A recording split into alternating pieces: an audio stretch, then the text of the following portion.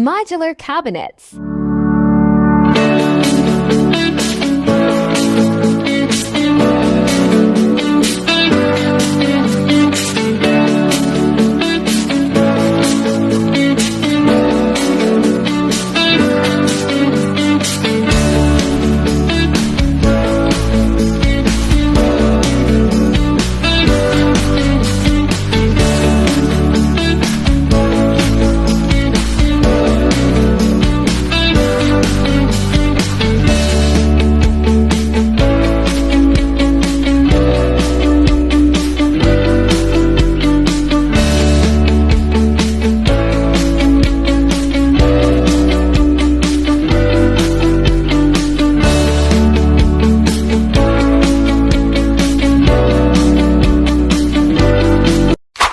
So ito pong mga laminated na plyboard, ang sukat niya po is 4 feet by 8 feet.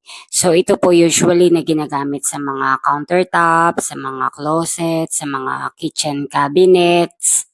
So dahil plyboard siya, yung pinaka-edging niya, yung pinaka-dulo ng plyboard, nilalagyan po siya ng edging band na nabibili po per meter para matakpan at hindi halata katulad ng mga S4S na ginagamit sa mga marine po na plywood.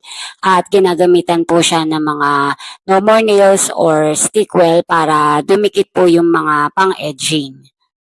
So, ang advantage po ng paggamit ng mga laminated na plyboard ay hindi ka na magpipintura, hindi ka na magmamasilya, makinis na siya, and then marami pong designs na pagpipilian.